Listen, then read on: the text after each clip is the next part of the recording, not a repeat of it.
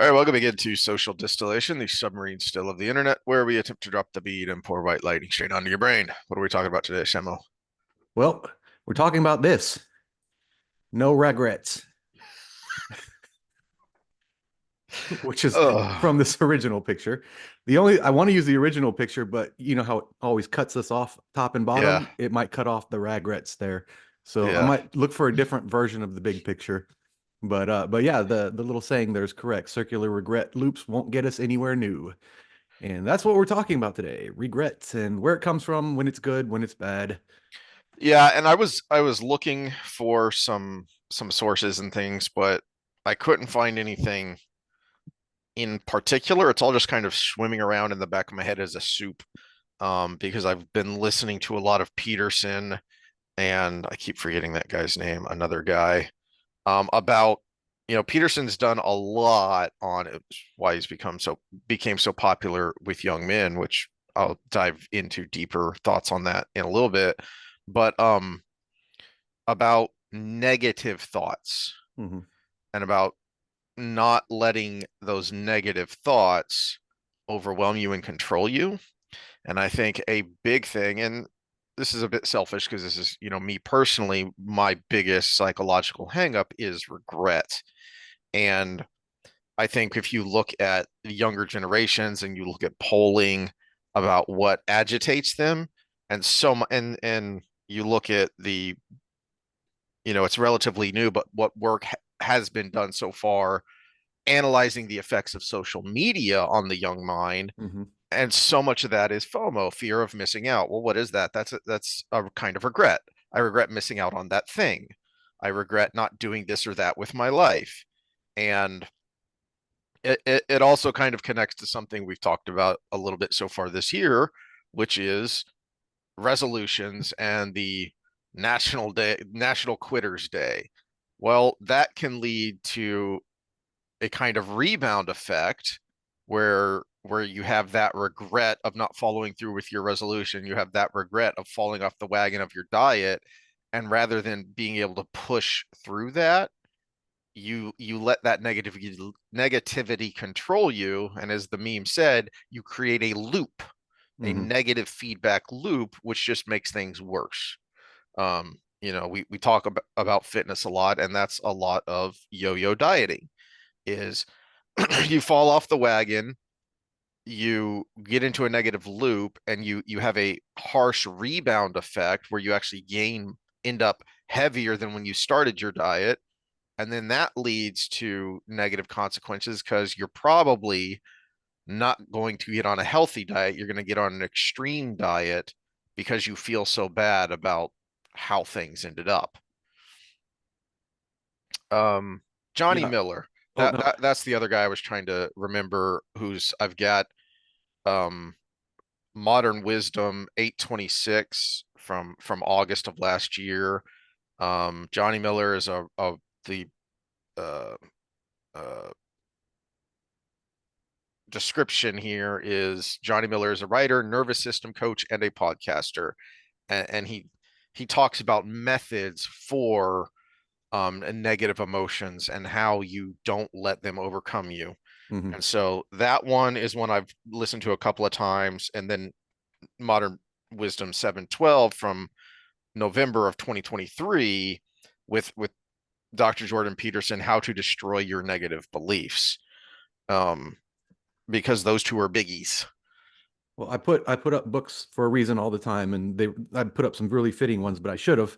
You brought up the Mm, social media. I should have put up Anxious Generation as well, and we'll talk about FOMO later and difference between girls and boys.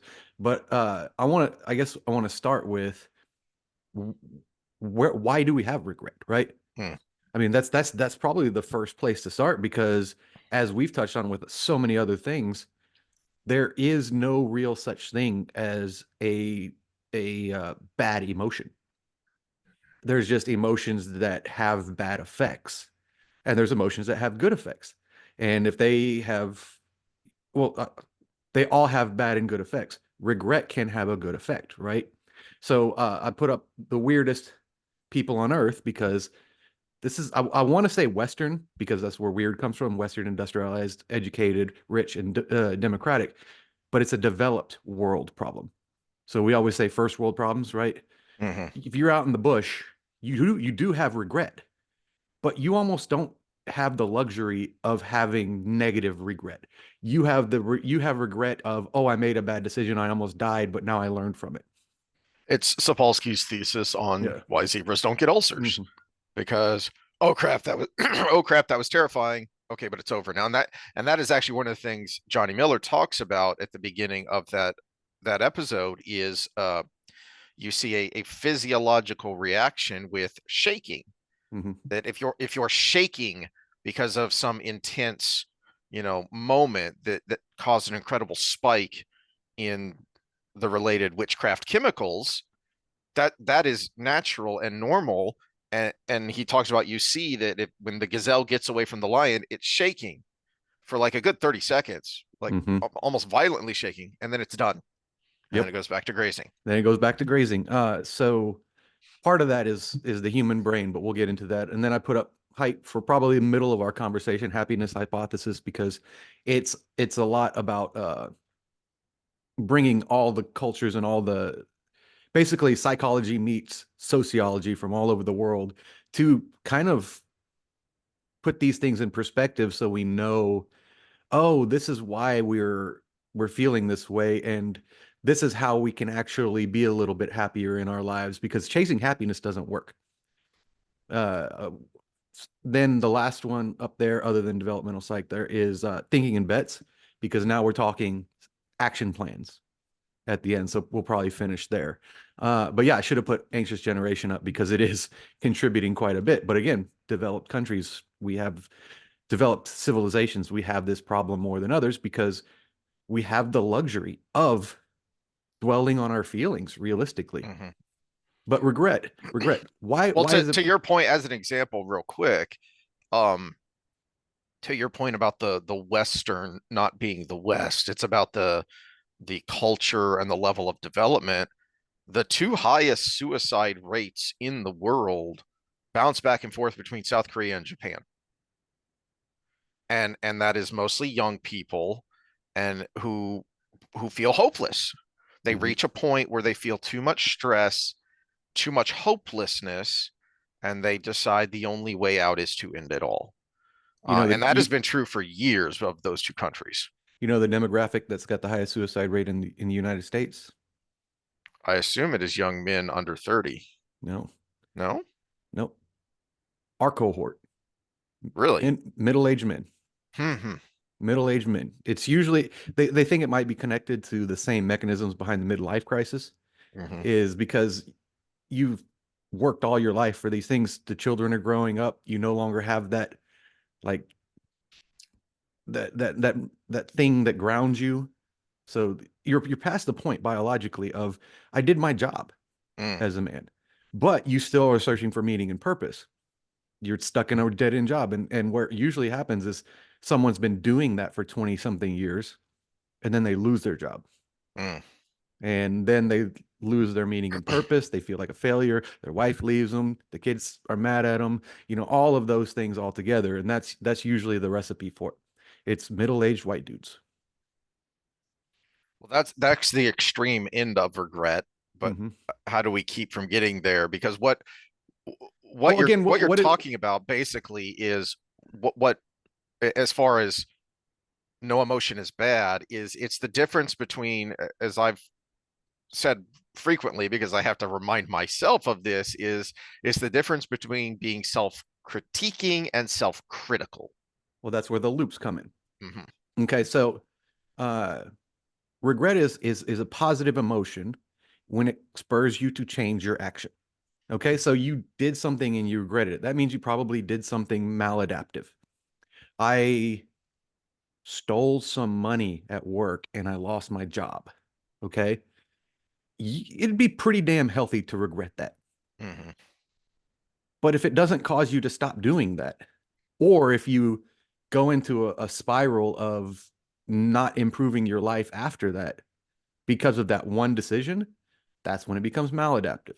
So you should regret that because regret caused you to change your behavior. Regret, shame, and guilt are all very, I even struggle to say they're not just kind of like different recipes of the same thing, Mm, right?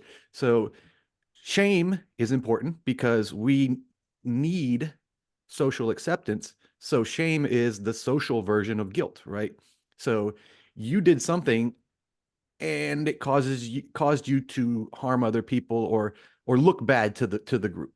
And usually things that make you look bad, usually in a healthy society, things that make you look bad to the group are things that are bad for the group, right? So that's where shame comes in. Guilt is when you did something and you know the harm you caused, whether it's to yourself or to others. And usually this is where psychopaths come in. Psychopaths don't feel that, right? They don't feel that for others, but they also don't feel that for their future self because they have no, their future self is all of our future selves is a different person than we are. And they don't have that empathy for even their future self. That's why they make lots of bad decisions. So well, guilt. that is deeply concerning because where that sent my brain is as a tease and a foreshadowing of what we're going to talk about on Saturday with Rand is one of the things Peterson mentions in that Modern Wisdom episode is he talks about he and Chris Williamson talk a bit about pickup culture and Mhm. pickup artistry and when that kind of became a big fad for a little while in the 20 teens. And Peterson makes the point that only a psychopath would do that because a psychopath sees people as tools. We touched on this last time with Rand, is that was when he started to spiral down, is when he started to see people as things. Well, and Williams has said, so you're a psychopath if you do this. Peterson clarified, no, if you don't start out as one, you do that for too long and you will become one. Mhm. So if you get into that negative loop of regret and shame and guilt, then the more time you spend there, the more self-loathing you become. If you yourself have no value, then does anyone else? So you spend too much time in self-loathing, you're going to become a very dark person towards others because why does the Bible say love your neighbor as you love yourself? There's a Mhm. presumption there that you care about yourself, your well-being, um, your future, so care about your neighbor in the same Which is way. another thing that makes it a Western problem because you can care about yourself all day long in the bush because you want to stay not eaten by a lion, right? Mhm. But you also know that we're social animals. The reason we survive is because we're social. Mm. 10 men can beat the lion. One man rarely beats the lion, right? So you're actually self-preserving by being social, right? So guilt is more of an internal feeling. Shame is social, is the social part of it, which we're a mix of both. And regret is usually, this is why I tie it with those things that we regret are usually something that cause us a lot of shame or guilt or both. Okay, because we did something to harm others or we did something to harm ourselves or we didn't do something that ended up in a negative result, right? So a healthy version of those causes us to change behavior.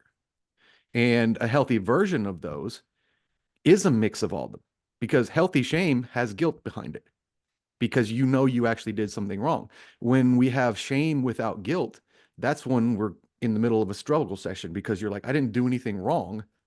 Why do I have to do this thing? And social society is trying to change you. It's a conversion therapy of sorts, it's not just for sexuality, it's for everything. They try to convert you using shame. So that's unhealthy shame. And I think regret is a post hoc look back at those two things, right? So you did something, you feel guilty and shameful about it, and you're looking back at it, and we call that regret. But it causes us to change behavior. So that's when it's healthy.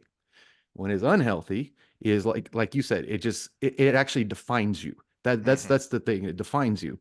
So I hate that they keep using this word, but now one of the new terms is toxic shame. And this is actually, you brought up psychopathy, so I pivoted a little bit, but toxic shame is the road to narcissism because you start saying, okay, so you did bad thing. But instead of saying I did bad thing, you say I am bad. Mm, And there's two major responses that come out of this is you try to cover a bad thing by lying about it or making a fake persona, so to speak, or you hide. So you either go over the top to be fake, or you hide, and they're both compensation responses, and they both lead to bad places. The hide typically leads to depression and nihilism. The over the top is the road to malignant narcissism because you're basically looking for validation without having the competence for it. Does that make sense? hmm A good example of this, and we've said good things about the man, but let's say something bad. Elon Musk, his whole I'd beat this level on this game and da da da da, and all the gamers are like, you would have needed to play like 40 hours in 2 days to do that. And it turns out he had hired gamers to play it, and then he just came on and streamed and played the final result. And he's basically lying for no reason to make himself look good. hmm That's a step towards malignant narcissism. So Well, luckily, it's the something as most harmless as a recent video blow up, game. the most recent blow up is he got gold diggered by some social media right wing trad influencer. That was all a grift, and it wasn't that hard though because I think, I mean, what are the numbers now? I think this would be He, his 13th kid. yeah, I was thinking it was a dozen kids. He has 13 kids with, is it 8 different baby mamas? That I sounds right. think Yeah. it's, dude, you can't control yourself. You can't Can't think wrap ahead, it take up. precautions, even the most basic, let alone what you espouse is so much of your ideology and your public persona is about returning culture and society to a point of sanity. And one of those points is family units are important, yo. Mm-hmm. And you're out there running around, I think I'm using this word appropriately, hedonistically. Mm-hmm. And what are the results? Well, the results aren't good for the kids. And now the results aren't great for you either, because this is a really bad look with how Well, you also sordid got to this is remember getting he on believes X. that we don't have enough people on Earth. So he thinks he's doing his part probably. But let's not derail too much. The point is that that's an example of it spiraling out of control, Mhm. right? And it can actually lead you to be a cluster B personality, right? So over time, because we're all malleable. We're somewhere on the narcissistic spectrum. We're somewhere on the psychopathic spectrum. Only like 50% of that's genetic. The rest is how you live your life or how life treats you sometimes too. So the regret when it goes bad is when it starts affecting everything. No, no, let me say this properly. Uh, whether it's good or bad is determined by how it affects the rest of your life, right? Mm. And if it's temporary or not, right? So regret should be temporary. It should spur you in the right direction. And if you're spurred in the right direction to right the wrongs you've done, whether it's to yourself or others or just some dumb decision you made, then actually, if you go in a positive direction from it, you look back at that same thing, and instead of saying, "Oh God, I regret that so much," you say, "Wow, I'm a better person because I did bad thing." How many songs are there, especially, country songs? I probably name a half a dozen if I thought about it off the top of my head, that are this heartbreak that was so terrible at the time turned out to be good because now I've met the love of my life. Mm-hmm. Right? You thought this was the one, and then you're heartbroken and you think you'll never recover. But if it weren't for that event, you wouldn't have met the true love of your life. And you know, there are innumerable anecdotes of the same kind of thing outside of love and relationships. You know, Job is, I didn't get the job I applied for, and I thought, crap, this sucks, but then I got a better one. Yeah. And this is, I hate the saying because I just hate it. I know you hate it too, even though you are of the faith. Everything happens for a reason. That's where that comes Yeah, from because yeah. people can always post hoc look back Mm. and parse out, oh, this happened that I didn't like, but this happened that I did like. Oh, I had this heartbreaking breakup with the person I thought I was going to be the rest of my life, and now I'm with my husband. And I never would have been with my husband if I would have been with that person. And I just found out that they're a loser insurance salesman in a bowling league somewhere, barely able to afford their trailer. That's those are the kind of things people look back on and they say, oh, everything happens for a reason, which is a comforting thought if you're in the middle of a bad situation, but it's also kind of annoying when people just bring up things from their life that you can always road A, road B. It's that's why I like thinking in bets, but we'll get to Mm. that. But okay, so did it spur you in a positive direction, which is change your behavior because I felt bad because of that behavior? Did I change my behavior? Inherently, if you do, I can still say, oh, I regretted doing that, but the feeling associated with the regret is no longer there. Well, I think this may segue to the middle book there about happiness, about how do you do that? Because I think what makes regret such a trap is the fact that we are temporal beings. And so it's one thing if, you know, I've still got a little bit of fencing to fix and, crap, I cut that wrong. Okay, well, I go get a new board, or if I cut it too long, I go back and I shave a little bit off. I can fix it. Mhm. Okay, I screwed up, but I can fix it because it's right here and now. But when you're talking about actions and events of the past, there's no fixing it. And for me personally, and I would think for a lot of people who suffer from this regret trap, is you get locked into this mentality of um, it is irreparable. The damage is done. The damage is damning. These are the thoughts that spiral you down because it's one thing to say live and learn, but how do you actually do that? This is something Peterson talks about a lot, and why I like him is because he actually gives tangible things of here are some techniques you could try.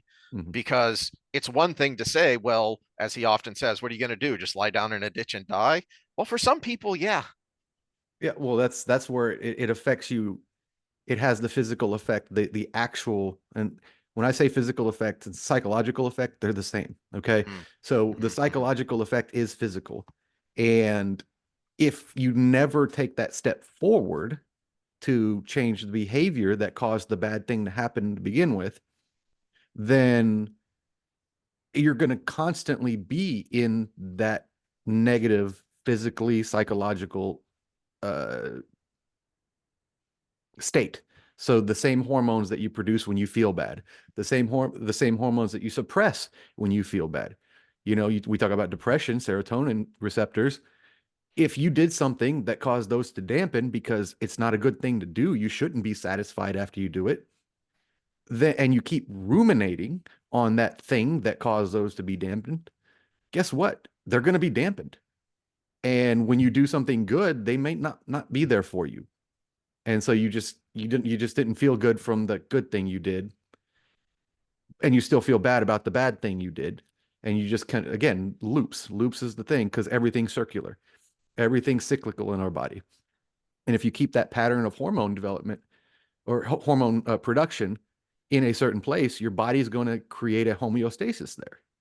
And that's again, like you said, are you going to just lay down in a ditch? Yeah, because nothing makes me feel good anymore. Mhm. Now, things can make you feel good again, but you have to start a pattern of doing the things that can make you feel good. And the problem with that is the longer you let the negative loop go, the longer it's going to take for the positive loop to start. Unless you sniff some cocaine, that'll do it pretty quick. We do not recommend that. We do not recommend that. Yes, no. I'm not a doctor, and I cannot diagnose nor treat injury or illness. Uh, Yeah, I've when the RFK Jr. stuff was happening and the Make America Healthy again, that I saw a number of memes that made me laugh of forget getting the high fructose corn syrup out of Coke, bring back the Coke in the Coke. like, yeah, that'll make us healthy. Not Well, really, but but productive. you touched on something that you're kind of right about. We do live in the real world, in the physical Mhm, world, and some things that were bad decisions leave permanent mhm. scars, and they affect your life for the rest of your life. For those that are just listening, I showed my nice tattoo from ripping my pec in half. So the the thing is, my pec is never going to be the same again. It's 2.5 centimeters shorter than it was before because they had to cut the bad part of the tendon out, sew on a little thing, and pull it to the bone from a little further up the tendon. So it's never going to be the same again. I'm always going to be reminded of it. But if I dwell on how Yeah. stupid that decision was, because I was going bench for bench with a 300-pound, 320-pound professional defensive lineman. He won. Okay. Yeah. He won. Shocker. But when you're in that situation, you're amped up, the adrenaline's through the roof. And when he was just like, "You got this last one," and I'm like, "Yeah, pop." I apparently did not have that last one. Mhm. But yeah, I okay, so yeah, regret. Did I change my behavior? Yeah, I had to modify my routine. You're damn sure I'm not going to do the same thing with any one of my clients, right? So it actually probably helped more people in the end because I know the dumb that I did, and I can use that to make sure that I don't hurt anybody or So myself again. I I think one of the problems that is at the root of this and why it is to where we started kind of the weird, why it is especially prevalent in our societies now is Well, and because you can only do so many dumbs and live in the wild. well, there's that, but also I'm curious for our non-US fan base Well, that's if why I said developed and not Western, because Russian yeah. society is not Western, and neither is Chinese society or Indian society or any of that. And I wonder, isomorphic, if you've had much of this problem there, or if you know of this and how people like, because I've met some Eastern European people, some Polish and Czech people from, the that lived there during the Cold War still, and they look at self-esteem culture in America as just absurd.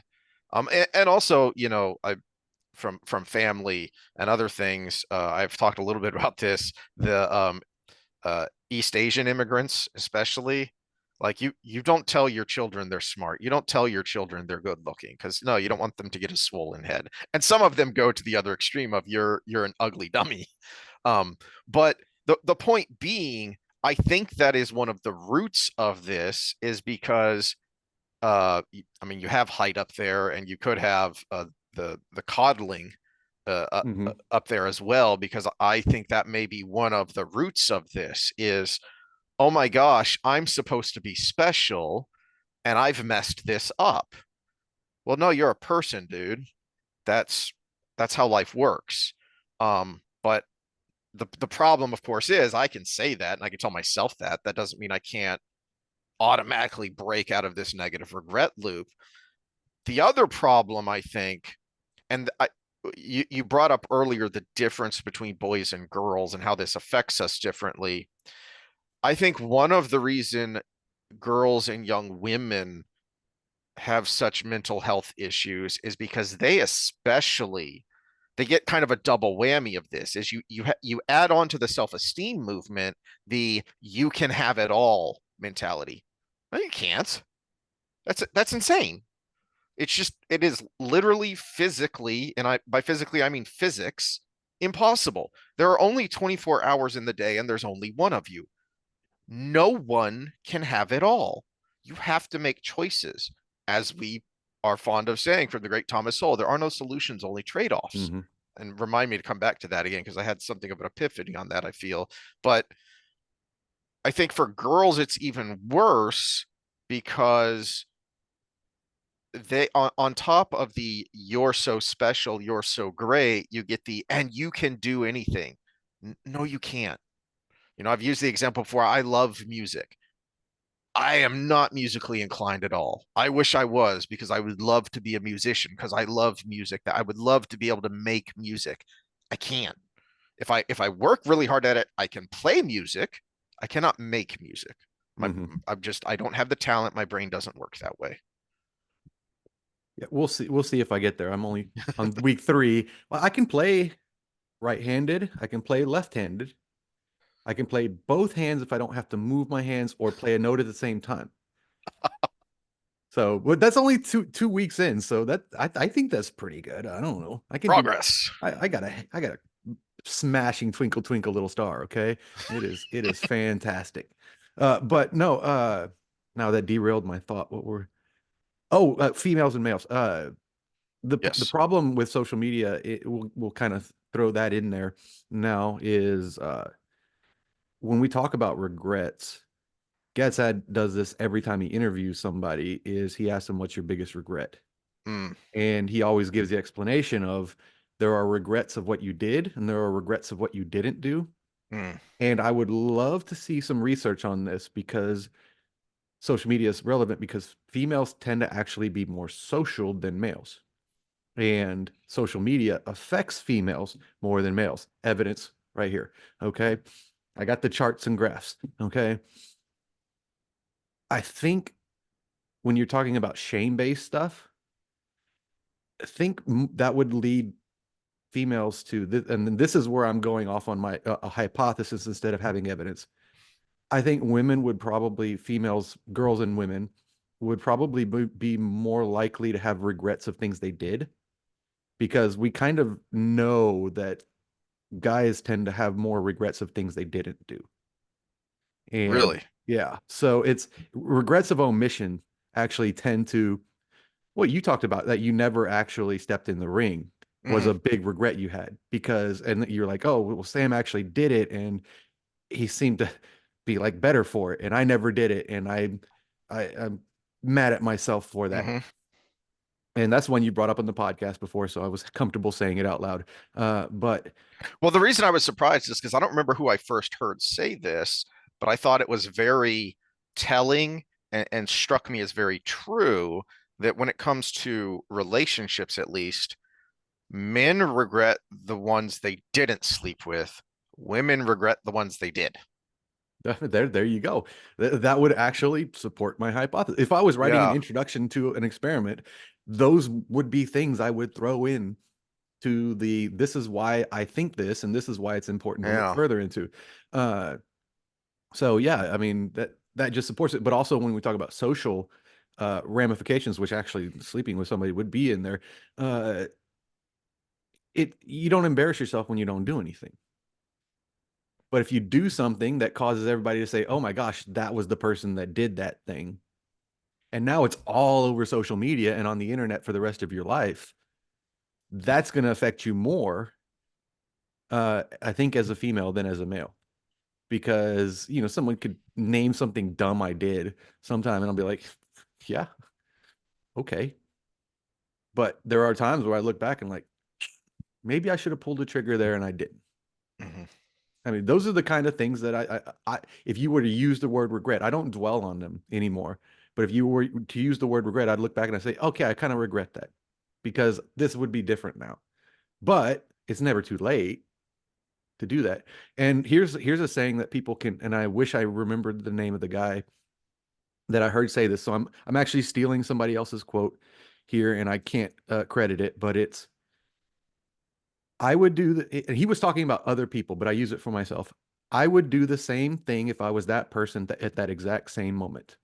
Hmm. And I say that about myself in the past.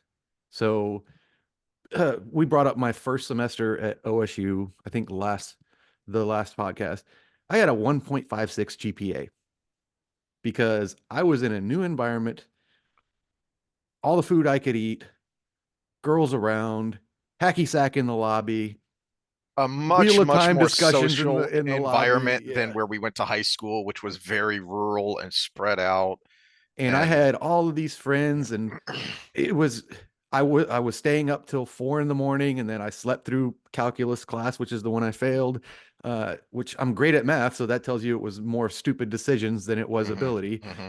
And so it was, yeah, I had it got me kicked out of Parker Hall because my GPA was too low to stay in, which was the honors norm for those that don't know. And Yeah, okay, so that was stupid. I could regret those decisions. But what it did was when I finally did go back to school, I've gotten one B since I went back, and basically I had to redo everything. So that's 4 years of undergrad, uh, 3 years of a master's degree, and I'm almost done with 2 years into the second master's degree. I've had one B and two A minuses since because I changed my behavior. Mhm. And I don't know, who knows what job I would have been stuck in with where I was going, because what was my original degree? Biochemistry was my original degree. So who knows? Working for Fauci, Working for, yeah, torturing I've beagles. been part of the system. Yeah, go from rescuing every dog you see to torturing beagles. Um, that's not a joke. Sam has a coffee mug that's sorry was late. I saw a dog. I know. Um, I love my doggos. but the other It's problem actually at Ben's mug, but he doesn't drink uh, coffee, so I stole it. the other problem here that relates to the happiness and why this is such a modernity first world problem is our conception of what is happiness. Mm, And I can't remember who I heard recently talking about this is the idea that happiness means you should be up all the time. No, that's not what happiness is. So we have conflated being, up, almost being manic is, well, if you're not manic, you're not happy. No, that's you can be mellow and be happy. And there's another element of this which is conflating pleasure with happiness, which is yeah, which is well, why I think I haven't heard him talk a lot about it lately, but I think that's why Peterson has been talking about hedonism a lot lately. yeah. So what is happiness is the first question you have to have, right? Mm-hmm. But so this study I brought up. This is Mouse et al. And it's fantastic. And there's been a lot of follow-up work to this and meta-analysis to go with it. Seeking happiness for happiness sake actually has a negative effect. Mm-hmm. And there's a lot of, it's still speculation on what the mechanism is, right? But it's kind of decided upon that it's actually the things you do that end up making you happy, not the chasing of the feeling. So if the goal is the feeling, you never get the feeling. But if the goal is the goal and the feeling comes from achieving the goal, then it sticks. And it also the other secondary part, which I think a lot of them they argue over which one it is, and I'm like, what if it's both, right? But the Mm-hmm. secondary one is the more you chase a certain feeling, the more you judge how that feeling feels. Hmm. So if I'm like, I'm going to do this thing to make me happy, and it might makes me happy, but I had a high standard for happy, it could make it me less happy because now I'm feeling bad because it didn't make me as happy as I thought it would make me happy. So now I feel bad and now I'm not happy. I have to rant a little bit because I brought up to someone modern wisdom, and he looked up and he was making fun of Chris Williamson and making fun of me for listening to Chris Williamson, because if you look at his background you say, who is this moron? Who is this moron to be interviewing, you know, Yeah, he was PhD on Love psychologists and Island. Come on. physicists and yeah, all these. Okay, well, this moron was someone who lived the, as the kids would say, Chad lifestyle, and it didn't make him happy. And that realization is what led him to, well, why? And to your point, well, what even is happiness? Now, he very easily could have gone down the Tate Bro death spiral, but instead, he took a step back and said, what if everything I'm doing, what if everything I'm focused on in my life is actually contrary to happiness? Mhm. All this stuff that I'm chasing that is quote unquote happiness, but is really just temporary pleasure. I mean, it's that's like making fun of an addict for being a self-help spokesman in helping people break addiction. It's like, what kind of asshole does that? Mhm. No, that's the exact right person to be talking to people, especially younger people, of look, let's have some interesting, honest, open discussions about, you know, uh tradition, versus uh uh new ideas, you know, uh happiness versus pleasure, etc. and so forth. That's the kind of person you want having these discussions because he lived it, because he broke that cycle of addiction, if you will, and said, no, there's got to be a better way to live your life. And now he is an example of that, a very successful example of that. Not just successful in the fiscal sense, which he is, successful in the popularity sense, which he is, but he is, by his own admission and just looking at him, a much happier person. Mhm. And it doesn't mean he's bouncing off the walls all the time, because that's not what happiness is. And to that point, Well, another rant. let me give a Go ahead. reverse example of that.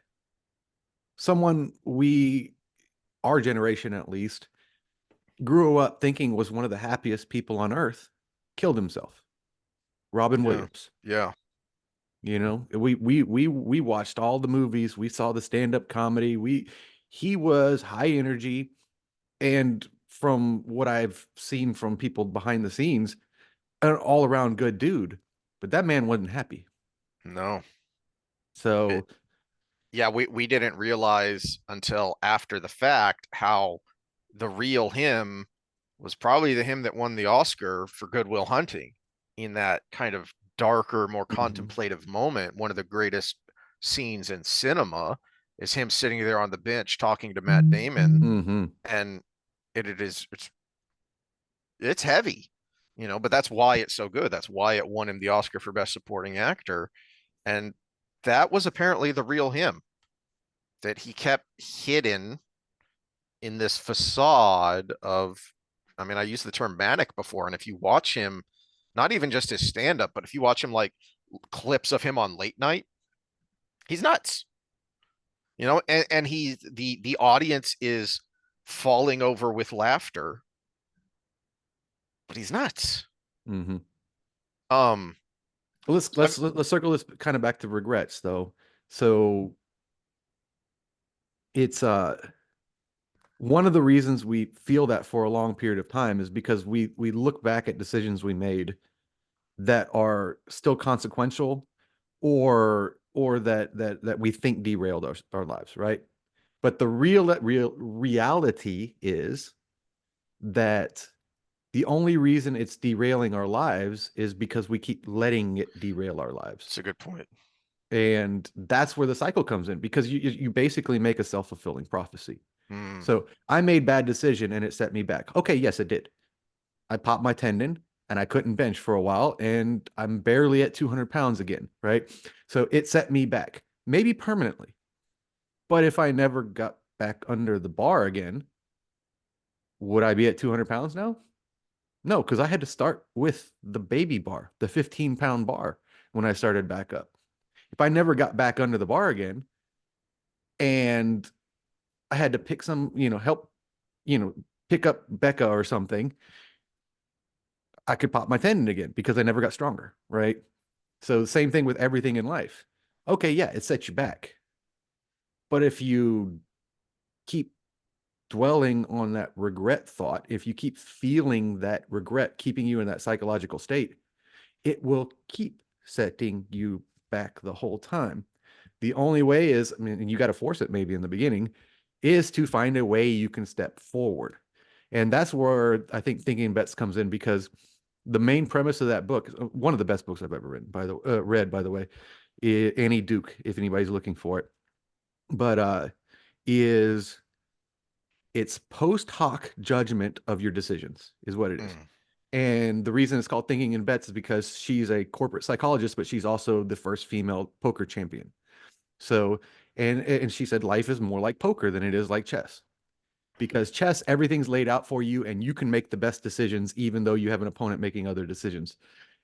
Poker, there's some randomness to it. Hmm. And that thing that happened to you may be your fault, or it may not be your fault, or it may be partly your fault. And so, what Thinking in Bets is about is looking back at your decisions. And this is where the corporate psychology comes in, because she basically teaches companies to do this with their decision making process going forward. and say, okay, this was my hand at the time, and I did this. Was that the best decision at the time? Or or was it a bad decision based on the hand I have? You can get a 2-7 hand, which is statistically the worst hand you can get in poker, but you can win. Hmm. So it's not always looking back at the bad things. Because if I look back and I say, oh, would I do the same thing with that 2-7 hand again? Well, statistically, you're probably going to lose. But okay, so you got, 3 aces in your first, or 2 aces in your first draw. That's a pretty damn good hand. That's the best you can get in your first draw, right? And you lost. Okay, you can look back and say that was dumb luck. Hmm. But if you did something, but if you folded there when you had the best hand in the game to begin with, you could say, oh, well, I was stupid. And so when you look back, you say, okay, so now you're allocating, was it my decision? Was it dumb luck or a combination of both? Okay, what can I do going forward? Uh, and mostly with regrets, it's you can pinpoint a decision you made, but at the same time, that's a good start to the process. And then you say, okay, it was my decision. That's actually wonderful. If you can look back and say it's my decision that did that, that's where people spiral. They say I did the dumb and now I'm dumb. No, you can look back and you say I did the dumb. Well, all I have to do is the opposite of the dumb, and I won't be in that situation again, right? So people do, the thing that's best about it is the thing that is the cure. Because if Hmm. you can pinpoint the decision you made or the series of things you did, you can say, oh, well, all I have to do is not do that. Easier said than done, but it's at least something you can do. If you look back and you say that was complete randomness, well, complete randomness can happen again. Hmm.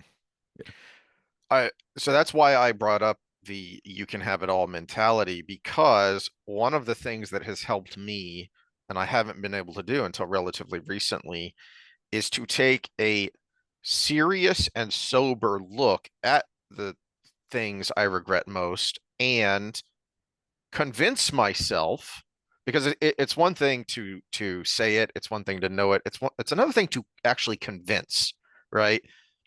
I've had to convince myself that no, actually, it wouldn't have worked out. No, this thing that you think you could have changed, it wouldn't have worked out. Or to your point, that you in that situation, 100 times out of 100 is going to make the same Mm-hmm. choice. Which is the plasticity we have as humans. Because the reason I wouldn't make that same choice now is because I made that choice then.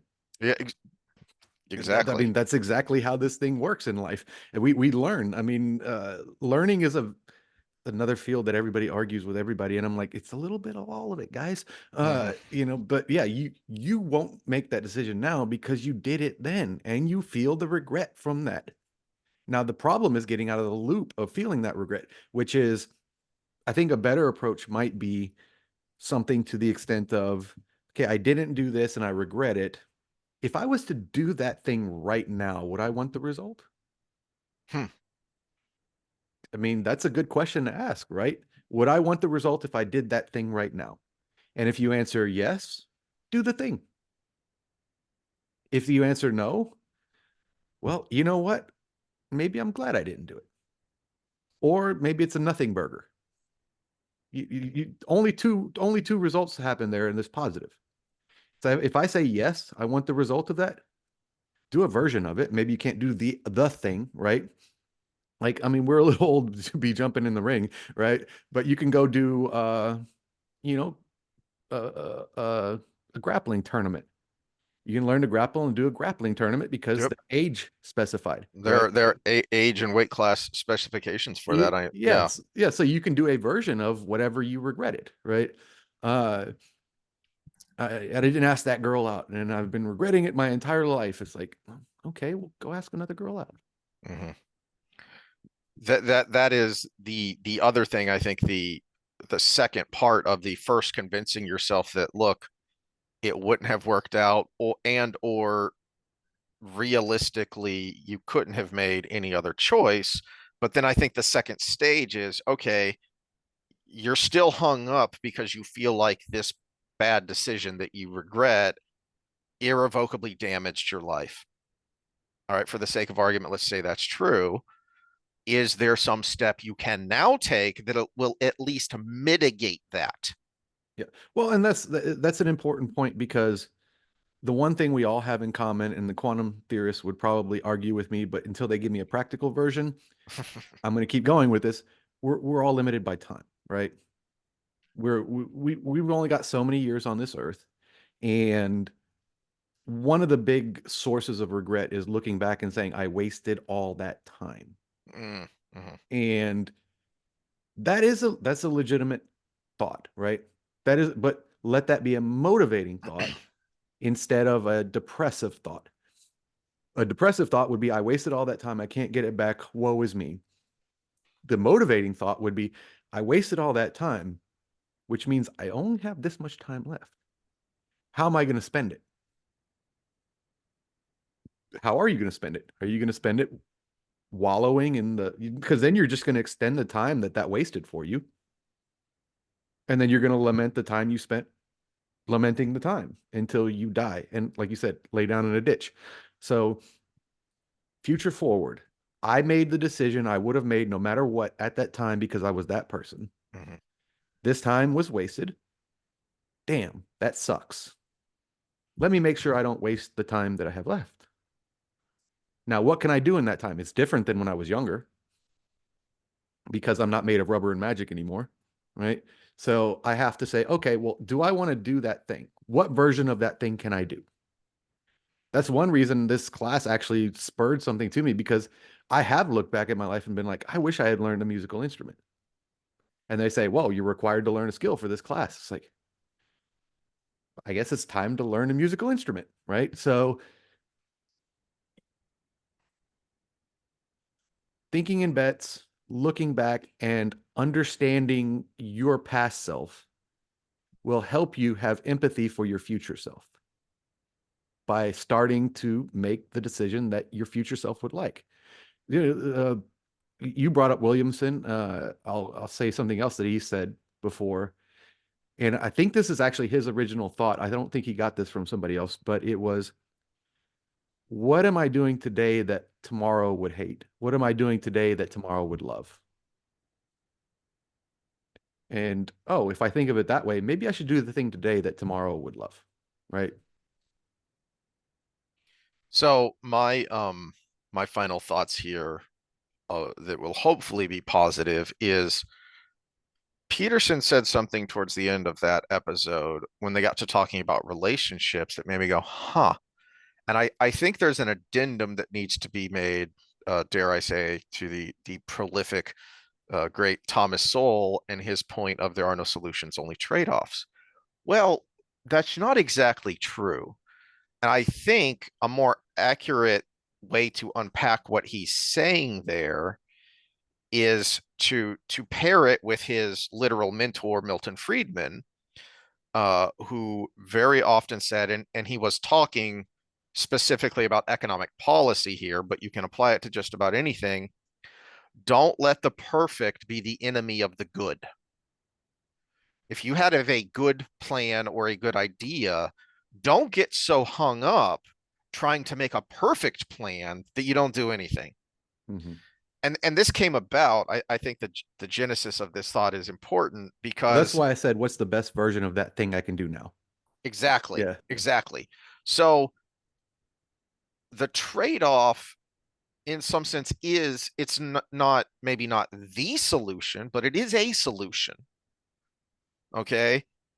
And and Peterson was talking about this in relationships, talking about he and his wife and how they parent and how they get along and everything. And I'm kind of paraphrasing here and putting words in his mouth slightly, is that for a lot of people, compromise is a dirty word because you've given something up. You lost. And he makes the point that hold on, that's not a compromise. If you and your wife, if you and your partner decide to do this thing, maybe you had this idea and you wanted to do this thing or do something this way, and your partner said no, it should be like this, and then you kind of met somewhere in the middle, Hegelian style, thesis, antithesis, synthesis. That's not a compromise. That's not a trade-off. That's a solution Mhm. that you came to jointly. Yeah, because the That's a lack big deal. so go back to poker analogies. The not putting a negative connotation on any kind of compromise is like going in all in on every hand, Mm, right? So you throw in it, you put your ante in, you've decided to play the game, right? You get your hand and you make decisions there of how much do I put in when I could lose everything that I do put in. So you talked about a marriage, right? Do we do I push for this thing I want to happen because it's that important? I have that inside of me. The inside of me, what I think is right is the good hand, right? If it's kind of like 50-50, well, that's not that great of a hand. If it's I just want this, mm. well, now you got a bad hand. Now, if you push for it and you go all in, what's the end result in that marital discussion? It could be no more marriage, right? Whereas I put in this much and then they put in this much and I won a little bit, but I still have the marriage. And now I can play another game.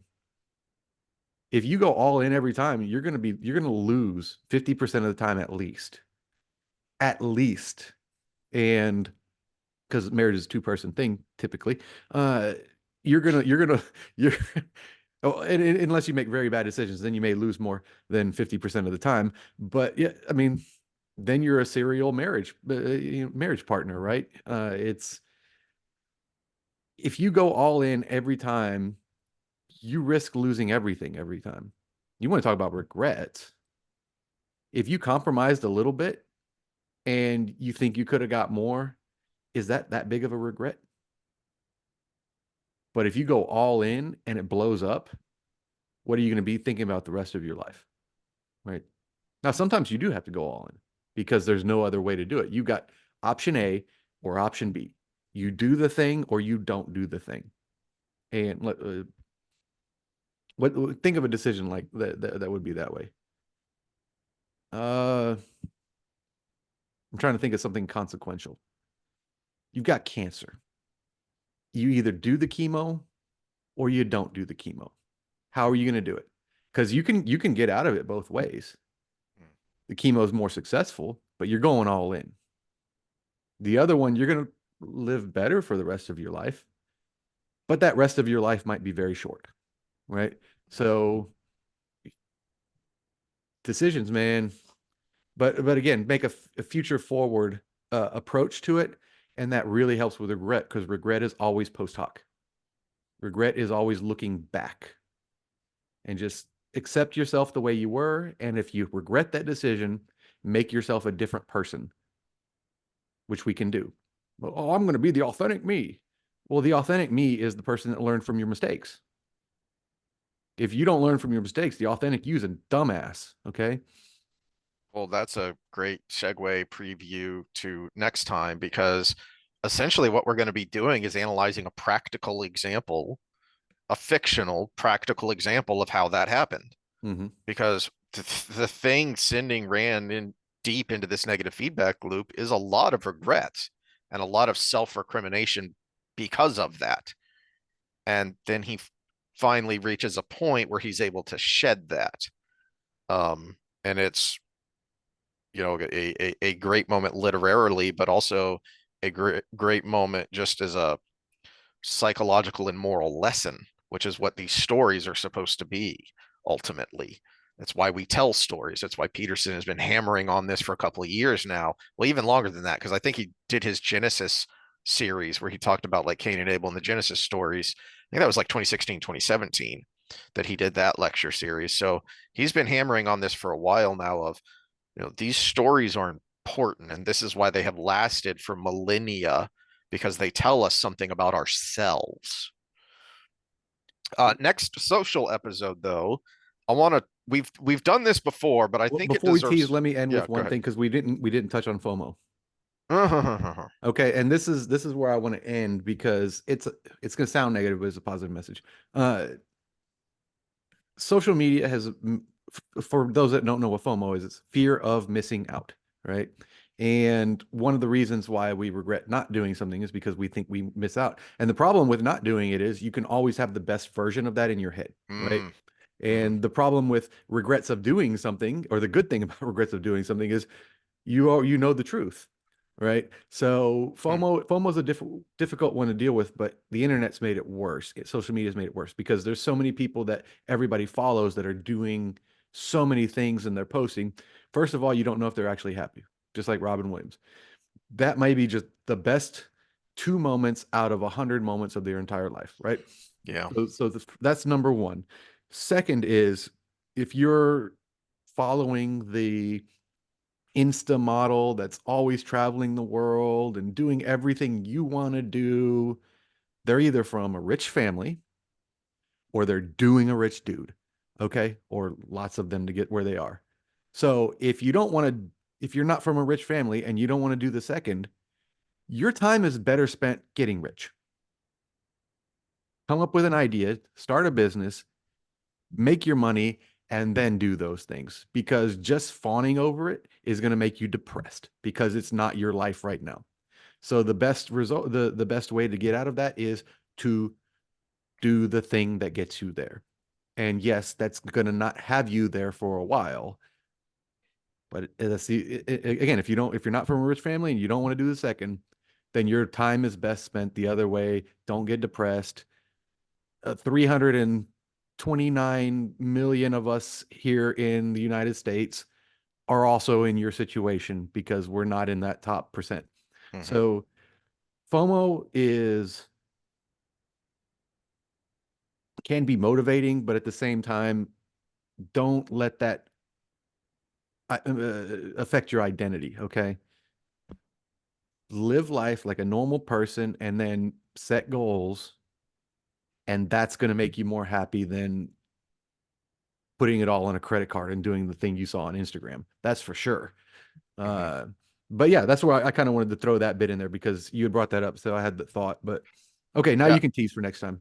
Well, I brain farted on that, and that is, I think, especially because FOMO is so much a younger person's problem.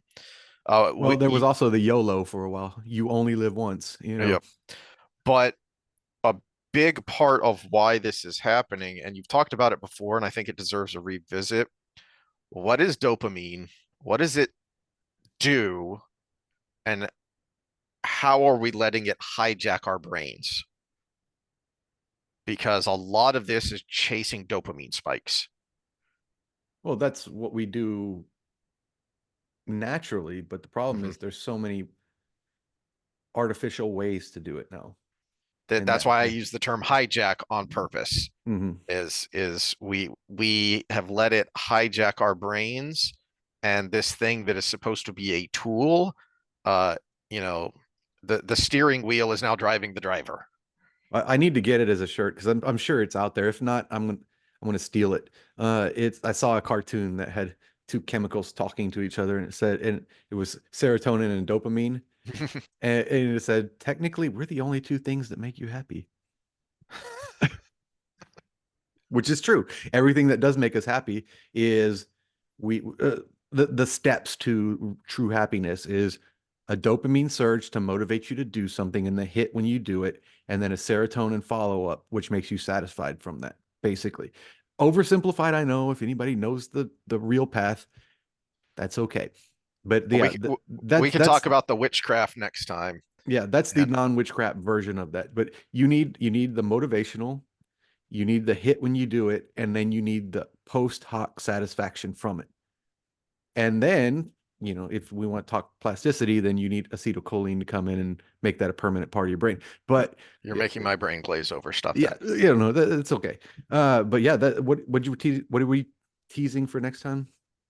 We're gonna finish up talking about Rand next time for what, and the next social time I want to do, because no matter what's in the news and what's going on, you can relate this to a big problem of what's in the news is the reaction to the news, Mm, and a lot of that is emotional spiking, either emotional outrage, or if you like what's going on, haha, emotional, in zone celebration.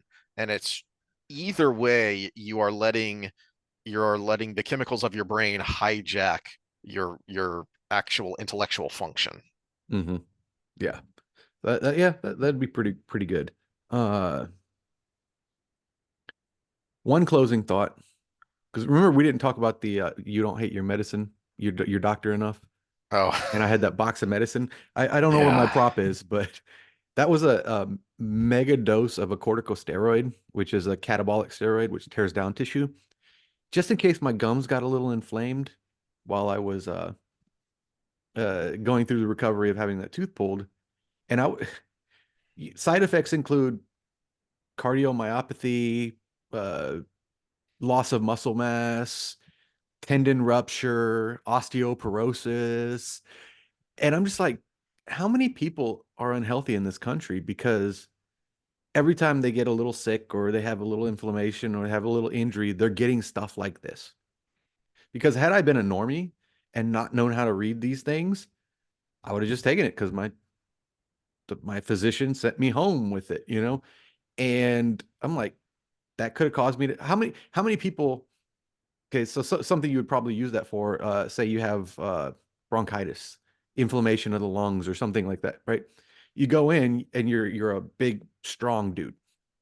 You go in, they give you this corticosteroid to get the inflammation of your lungs down, and you all of a sudden feel better. You're like, oh, the medicine worked, and you go back to the gym and you throw a bunch of weight on and you bench press and you pop your titty, right? That's that's why I can't. Uh, they just prescribe them. They don't even cardiomyopathy. I'm like, did you look at my medical history before you gave me this pill? I was gonna say. And then you talk about costs. Notice I'm not slurring as much because I don't have my retainer in, but I have a tooth. You know what I found on Amazon? You can get a little tooth, a little kit that you can make your own fake tooth, and it just pops in, and no need for that $800 retainer, which $800 was my share. I don't know how much the insurance paid. Yeah, You don't need all of these things because I could have got it for $15. And there's enough to make 8 more of these in that kit. So it's like, yeah, our system is effed up. very much so. Yeah. Well, thanks for ending us on a downer. I'm sorry. I did wear the right shirt and a send a downer. Drunk Kermit being consoled by drunk Yoda. As is tradition. All right. Well, we will see y'all next time for something slightly more uplifting, although it will start out pretty No, dark. yeah, to start off, because remember we started with the Dark Rand and now we're going to what changed and how he became Light Rand. Mhm. So All right. We'll see y'all then. later.